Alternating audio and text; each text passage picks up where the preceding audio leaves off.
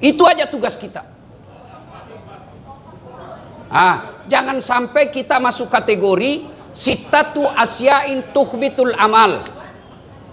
Dengar kata Nabi, sittatu asya'in tuhbitul amal. Ada 6 perkara yang bisa menghancurkan amalmu. Puasamu hancur, hajimu hancur, sedekahmu hancur, tadarusmu hancur. Apa di antara 6 itu? Kata Nabi, al-istighalu bi uyubil khalqi. Semut seberang lautan tanpa olehnya, gajah di pelupuk matanya tidak terlihat. Boleh mengkritik, boleh. Media massa fungsinya menurut Harold de Laswell ada 4 fungsi media massa. Apa itu? Pertama, fungsi informatif, memberikan informasi. Apa itu informasi? Pengetahuan baru tentang sesuatu. Beda informasi, beda berita. Sayangnya banyak anak-anak kita di lapangan, jurnalis, kalau yang di sini saya tahu semua orang hebat. Tapi yang pegang ini pena yang di lapangan, dia tidak bisa bedakan mana berita, mana informasi. Kenapa? Karena dia menjadi jurnalis tidak berlatarkan ilmu pengetahuan tentang media massa. Coba kalau kita mau profesional, periksa anggota pers kita. Mana alumni jurnalis, mana alumni broadcasting, mana alumni komunikasi. Sepertinya lebih banyak kalau di Sulawesi Selatan, lebih banyak saya lihat alumni teknik. 1. Bapak Ibu saudara-saudara sekalian. Lalu kalau berita dibiarkan, memang dalam jurnalistik, objektivitas berita, ada yang disebut berita berimbang. Hak jawab kalau kita di dalam undang-undang pers. Memang ada hak jawab, tapi yang namanya berita, sekali lepas, sudah tidak semua baca balasan berita berimbang hak jawab itu. Apa resikonya menyebarkan berita itu kalau bohong? Ini kalau benar tadi Pak sudah dapat hukuman. Kalau benar, dilarang oleh Nabi. Kalau benar sekalipun, jangan kau sebarkan kalau itu mengandung kemudaratan. Itu perintah agama. Yang kedua, bagaimana pula kalau itu salah? Dengar kisahnya Abu Nawas. Suatu ketika Abu Nawas difitnah. Abu Nawas mencuri sesuatu dan dia disimpan di rumahnya. Datanglah Satpol PP. Tidak usah polisi, Satpol PP. Menggerebek rumahnya Abu Nawas. Ternyata cari-cari barang bukti, tidak ada barang bukti. Akhirnya Abu Nawas katakan, kau tengok toh, apa yang dituduhkan itu tidak betul. Akhirnya dibulilah si penyebar fitnah, dimusuhi satu kampung. Datanglah dia minta maaf kepada Abu Nawas yang menyebarkan berita bohong. Abu Nawas, maafkan saya. Apa kata Abu Nawas? Baik, saya maafkan kamu dengan syarat kamu bawa bantal ke tengah lapangan kota. Kemudian kau ikut sama saya. Ikutlah si penyebar berita bohong ini kepada Abu Nawas sampai di tengah lapangan kota.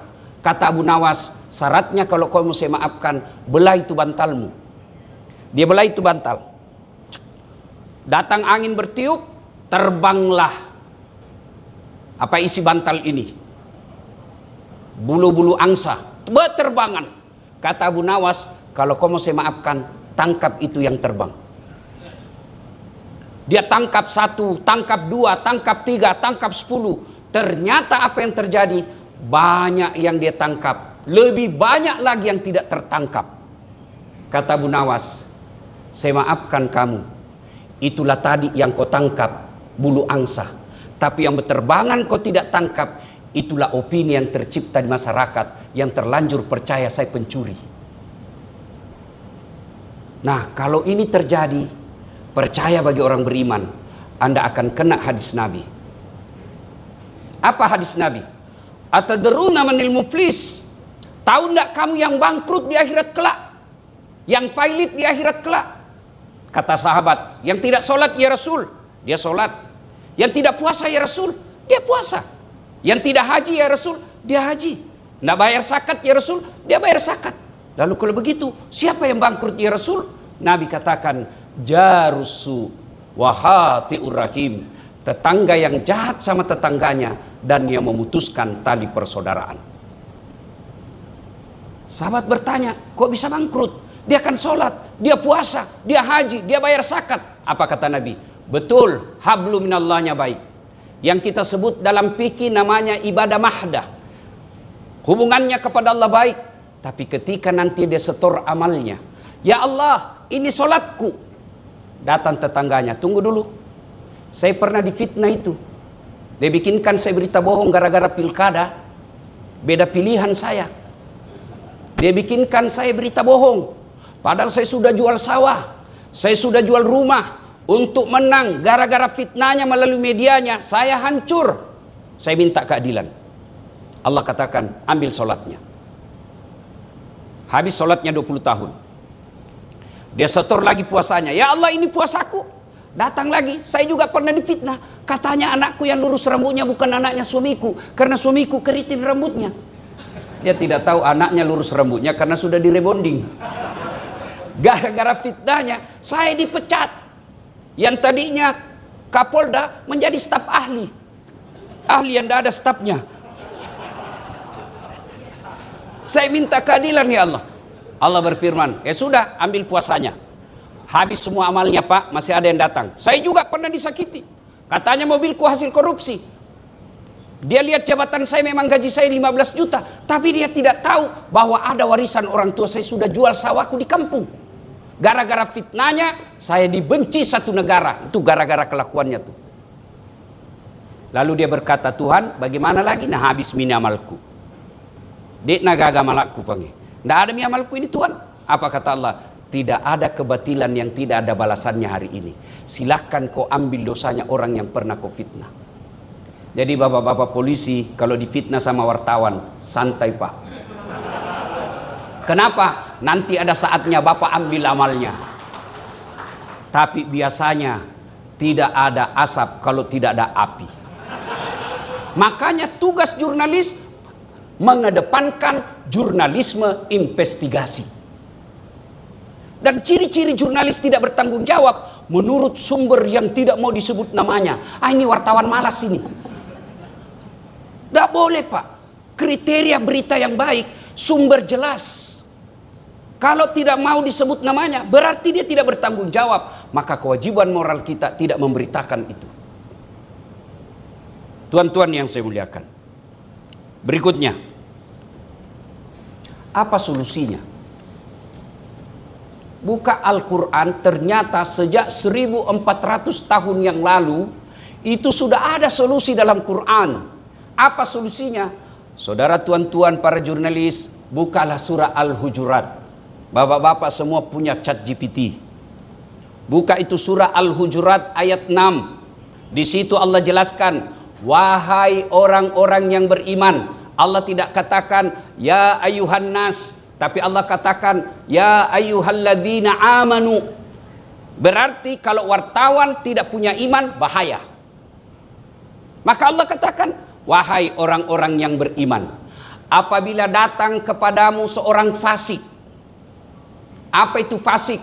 Bahasa politiknya Islam pencitraan.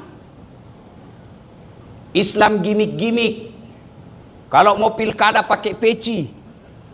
Kalau mau pilkada pakai gamis. Kalau mau pilkada keluar masuk masjid. Selesai pilkada hilang lagi. Itu disebut Islam fasik. Islam gimik-gimik, pencitraan. Kalau datang seperti mereka, jadi bapak-bapak kan tahu itu politisi-politisi pencitraan. Kalau datang kepadamu membawa berita, maka apa kata Allah? Fatabayyanu. Bahasa jurnalistiknya check and recheck. Klarifikasi. Supaya apa kata Allah dalam Al-Quran ini? Supaya kamu tidak membawa kehancuran kepada umat. Yang kemudian kata Allah dalam akhir ayat itu, kamu pasti akan menyesal. Nah, Bapak Ibu Saudara-saudara sekalian, check and recheck penting dalam dunia jurnalis. Bahaya kalau tidak dilakukan. Kalau kita sudah lakukan, maka kembali kepada awal cerita saya tadi. Kalaupun ada faktanya, ada kejadiannya, selalu bagi orang beriman bertanya, kalau ini saya lakukan, apa faedahnya, apa kekurangannya. Berikut, fungsi media. Ada disebut kritik. Fungsi media ada 4. informatif, kemudian edukatif, mendidik, kemudian entertain, hiburan, yang keempat kontrol, menurut Laswell. Mari kita lihat fungsi kritik seperti Pak Eman katakan tadi. Fungsi kritik boleh. Apa Islam alergi kritik? Islam mengedepankan kritik. Mana buktinya? Coba lihat kalau Bapak berjamaah. Kalau berjamaah, imam tidak boleh otoriter. Berjamaah imam boleh dikritik, boleh. Kalau dia salah, boleh dikritik. Misal, imam, saya ajar sedikit ya, mohon maaf. Karena tidak semua muslim di sini saya ajarkan salat berjamaah. Yang di depan itu namanya imam. Kalau dalam negara pemimpin. Di belakang imam ada yang disebut muballagah. Kanan, sebelah kanan, bukan pas di belakang kanan, belakang agak kanan. Muballagah, berasal dari kata muballik. Apa itu mubalik? Yang menyampaikan. Anggota DPR. Bapak kalau dengar di Masjidil Haram, kalau Imam As-Sudais katakan Allahu Akbar, ada kan yang teriak Allahu Akbar. Kemudian As-Sudais katakan Sami Allahu liman hamid. Ada yang berteriak Rabbana lakal hamd. Muballagah, anggota DPR. Tujuannya memang bicara. Ketika imam salah, anggota DPR harus ngomong. Misalnya, mestinya dia ruku, dia pergi sujud. Siapa yang tegur? Bukan masyarakat umum. Tidak boleh yang di belakang. Ada aturan berjamaahnya. Tidak boleh kanan ngomong, belakang ngomong, sana ngomong. Bingung imam, mana yang saya mau dengar? Maka siapa yang bicara? Nih, muballagah, anggota DPR. Sayangnya anggota DPR kita kadangkala lebih banyak joget-jogetnya daripada bicaranya. Salah? Tidak. Karena memang yang joget-joget artis.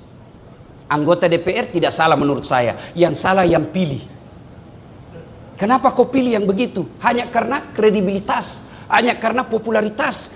Mestinya moralitas tujuan utama. Nah, anggota DPR kalau tidak ngomong, nanti anak SMK turun ke jalan bawa tombak. Polisi lagi yang repot. Kadangkala politisi bikin gaduh, polisi dapat MP-nya. Itu berimob kasihan. Warnanya itu berimob, beda kan kalau reskrim. Beda dengan narkoba, saat narkoba dengan berimob kasihan itu. Kan orang bilang kalau berimob itu kasihan tempat kering. Saya bilang, Dek, justru di tempat basah lah banyak orang tenggelam. Ngomong ini, boleh enggak imam ditegur? Boleh. Bagaimana cara tegurnya? Ketika imam ruku, mestinya dia sujud. Ruku dia pergi sujud. Boleh ditegur? Boleh. Tapi tidak boleh bilang, imam dongo ini. Tidak bisa. Apalagi, imam salah kok. Oh salah, tidak bisa. Gimana cara tegurnya? Kritiknya, etikanya dalam Islam apa? Kita ucapkan Subhanallah, Maha Suci Allah. Artinya apa? Kritik boleh, tapi tidak boleh mengesampingkan etika. Kewajiban kita hanya menyampaikan hidayah, bukan dari kita, Pak. Saya kalau di medsos, coba Pak, kurang apa kencangnya saya kritik sama polisi? Kurang apa saya kencangnya Pak dalam polisi saya ngeritik? Sampai saya dikelari gaspol. Kurang apa? Tapi bagi kita orang yang berilmu, bagi kita orang beriman, harus pandai memilih diksi. Ada itu komedian yang mengeritik polisi habis-habisan. Saya setuju kritiknya. Yang saya tidak setuju caranya yang tidak beretika. Saya bilang juga sama adik-adik polisi, adik-adik, kalau komandanmu maki-maki kamu, masih kau punya harga diri. Kalau anggota DPR dengar pendapat kau dimaki-maki, masih punya harga diri. Kau wakil rakyat yang kau hadapi. Tapi kalau pelawak maki-maki kamu, ini mesti koreksi diri juga. Nah, ketika dikritik, boleh. Ketika imam salah, maka muballagha mengucapkan Subhanallah, Maha Suci Allah. Tidak boleh kita mengeritik dengan memaki. Kalau ada pendakwah yang mengklaim dirinya sebagai habaib, yang mengklaim dirinya sebagai kiai, yang mengklaim dirinya sebagai ulama, tapi mulutnya kasar, bilang aja, belajar dari Nabi dari mana? Nabi tidak pernah bicara kasar. Nabi tidak pernah menghina orang. Ketika Nabi diserang pribadinya, sampai dilempari, diludahi, Nabi tersenyum. Tapi Nabi ajak perang ketika akidah, ketika Islam dihina. Tapi itu pun ada tata caranya. Apa tata cara dalam Islam perang? Tidak boleh merusak tumbuhan. Bayangkan dalam Islam, rahmatan lil alamin, tumbuh-tumbuhan saja dalam keadaan perang tidak boleh kurusak itu tumbuhan. Ini bisa kita tahu kalau kita belajar agama. Maka disinilah pentingnya dakwah. Maka saya senang, bersyukur, berterima kasih kepada Allah dan berterima kasih kepada Kapolri. Kenapa? Karena memberikan saya lampu hijau ceramah di polisi. Saya yakin saya bisa ceramah di Polres ini, Polda ini, Rakernis ini, karena polisi Pak Kapolri izinkan. Kalau Pak Kapolri bilang garis merah Dasat Latif, wabillahi taufiq wal hidayah, habis saya Pak. Semua anggota jangan kau undang Dasat Latif, hancur Pak. Maka alhamdulillah, kritik penting tapi tetap mengedepankan etika. Mari kita pelajari kembali Pancasila. Ada kritik, ada sila keempat. Kerakyatan yang dipimpin oleh hikmat, kebijaksanaan dalam permusyawaratan, perwakilan. Tetap mengedepankan kehikmatan. Insan pers boleh mengkritik, tapi tetap mengedepankan adab dan etika. Bapak ibu saudara-saudara sekalian, pada akhirnya setelah dakwah ini Al-Quran bercerita, setelah orang dengar ceramah ada dua sikap, kata Quran. Apa man kana mu'minan kana man kana fasikan? Apakah sama orang beriman dengan fasik, pura-pura beriman? Kata Allah, la yasta'un. Tidak sama. Orang beriman kata Allah, innamal mu'minuna alladzina iza sukirallah wajilat qulubuhum wa iza tuliyat alaihim ayatuhum sadathum imanan, ila akhir ayat. Orang beriman selesai dengar dakwah dia koreksi dirinya. Oh, betul ini kata Dasat, saya yang kena ini, anggota saya di lapangan banyak kena ini, wartawan begini, panggil, perbaiki. Itu orang beriman. Tapi sebaliknya orang fasik kata Allah, wa thawaun alaihim a'anzartahum am lam tunsirhum la yu'minun. Kau sampaikan ayat Allah atau tidak, kau ceramai atau tidak, kau kasih hadis atau tidak, kau kasih contoh-contoh konkret atau tidak, la yasta'un. Sama saja mereka tidak akan beriman. Bahkan selesai ceramah dia panggil, dia berdiskusi sama Pak Kapolri. Pak Kapolri, lain kali jangan lagi undang itu Ustaz Dasat, nggak enak ceramahnya, 5 dia bahas, kita terus gaspol. Ini orang-orang yang fasik. Bapak ibu saudara-saudara sekalian, poin kita tentang buka puasa. Yang kedua, saya ditanya mahasiswa saya, Ustadz, katanya Allah kata Allah ini maha pengasih, katanya Allah maha penyayang, kenapa kita dikasih puasa? Siksa kita Ustadz, 30 hari kita lapar, subuh-subuh kita disuruh bangun makan sahur, siksa kita, mana maha penyayangnya Allah? Saya jawab, karena anak-anak seperti ini tidak bisa dikasih dalil Pak, dikasih logika berpikir. Dek, kamu punya baju? Baju Ustaz. Kalau kau pakai baju futsal atau yang olahraga yang lagi viral sekarang, pedel, apa namanya itu? Olahraga pedel apa orang apa itu? Yang saya heran Pak Jenderal, itu dia bisa sewa 600.000 1 jam, tapi tidak pernah masuk uangnya di celengan. Ini orang seperti ini nanti di blender di akhirat. Biaya pedel bisa, tapi untuk akhiratnya tidak pernah sedekah. Ditanyalah, saya tanya, kamu punya baju olahraga yang selalu kau pakai? Iya Ustaz. Kalau kau pakai hari ini, besok masih kau pakai? Enggak Ustaz. Lusa masih kau pakai? Pasti ganti Ustaz. 3 hari kemudian masih kau pakai? Enggak Ustaz. Jadi kau pakai apa? Sudah pakai, cuci, baru pakai lagi. Saya bilang, Dek, bayangkan kalau bajumu kau pakai olahraga, kau pakai 1 minggu, pasti kudisan. Apa maksudnya Ustaz? Begitulah Allah sayang kita. Tidak ada orang, tidak ada dosanya di sini Pak. Termasuk penceramah paling banyak dosanya Pak. Apalagi dosaku saya Pak, kalau pergi Car Free Day di Sudirman, habis pahala saya Pak Jenderal. Sebelah kanan ketek, sebelah kiri dada, di depan paha. Anak musuh saya bilang, kenapa kita lihat Ustaz? Pasti dilihat, barang bagus.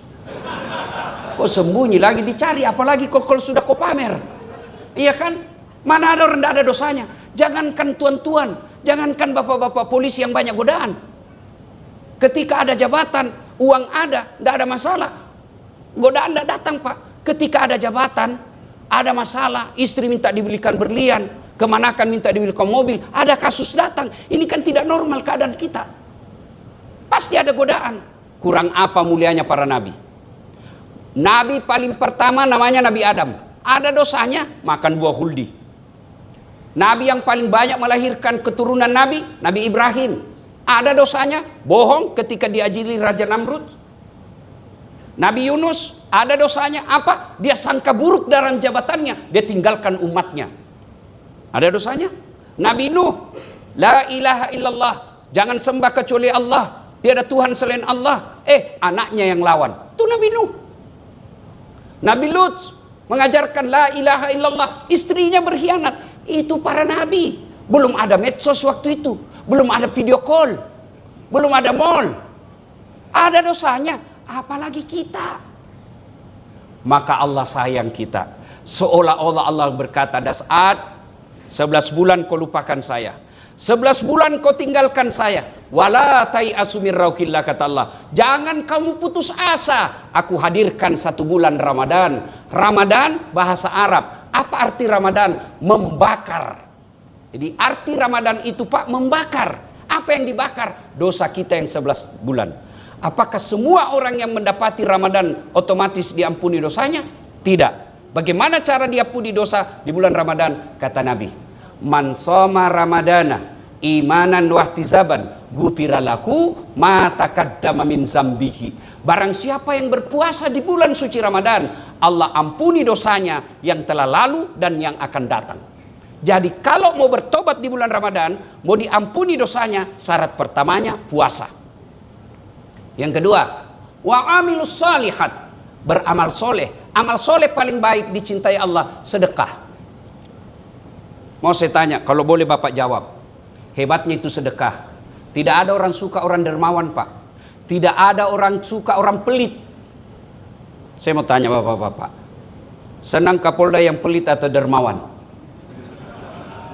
Dermawan. Senang tetangga yang pelit atau dermawan? Dermawan. Senang sahabat yang pelit atau dermawan? Dermawan. Tidak ada orang suka orang pelit Pak. Bahkan orang pelit sekalipun tidak suka sama orang pelit. Dia bilang, tidak usah kau ke rumahnya, pelit dia. Padahal dia juga pelit. Itulah jeleknya pelit. Tidak ada orang suka. Maka bapak-bapak polisi, kalau ingin memperbaiki tebus dosa, berdermalah seperti tadi. Apa itu tadi? Pembagian takjil. Bersedekah. Tadi saya terharu Pak Kapolri. Sebab tukang Grab, dia kasih lihat saya tambah salibnya. Ustadz, boleh saya? Ini saya tidak puasa, saya salib. Saya bilang, Dek, Polri untuk semua suku dan bangsa agama untuk Indonesia. Bukan hanya orang yang buka puasa. Saya kasih dia. Bersedekah. Bapak-bapak, ibu-ibu ini yang hadir, saya selalu bilang Pak Kapolri kepada ibu-ibu, Kapolres, Kapolda, ibu-ibu tidak usah pakai emas yang asli. Kenapa? Ibu pakai saja yang palsu. Karena biar palsu, orang juga percaya pasti asli. Oh, masa istri jenderal palsu? Tidak mungkin. Maka ibu pakai saja yang palsu, yang asli bawa ke anak yatim piatu. Ibu-ibu juga yang miskin, tidak usah pakai yang asli. Kenapa? Biar asli orang tidak percaya. Maka lebih baik pakai saja yang palsu, terlanjur pakai aja yang palsu, yang asli bawa ke anak yatim piatu. Tapi alhamdulillah, Allah sangat bijaksana. Sedekah tidak harus duit. Sedekahlah dengan jabatan kita. Apa sedekahnya Polri? Menciptakan menjadi pengayom, pelindung dan pelayan masyarakat. Itulah sedekahnya polisi. Maka saya selalu bilang sama jamaah saya, jangan kau benci polisi. Sapimu hilang, siapa kau cari? Polisi. Rumahmu diserobot, siapa kau cari? Polisi. Istrimu hilang, siapa kau cari? Cari istrilah, masa cari polisi Pak? Iya kan? Maka polisi kadangkala benci tapi rindu. Ada kejadian-kejadian yang jelek, pastilah hampir 500.000 anggota Polri. Tidak mungkin tidak ada yang baik. Tidak mungkin tidak ada yang tidak baik. Pasti ada. Jangankan polisi, ustadz juga ada yang jahat. Maka yang baik adalah pastabikul khairat, berlomba-lomba dalam mengambil kebaikan. Sedekahnya Bapak polisi bukan sekedar duit, tapi sedekahnya adalah menjadi pelindung, pengayom dan pelayan masyarakat. Sedekahnya pada jurnalis, apa sedekahnya? Sedekahnya adalah memberikan berita, informasi yang mengedukasi, mendidik, menghibur dan menjaga kesatuan Republik Indonesia.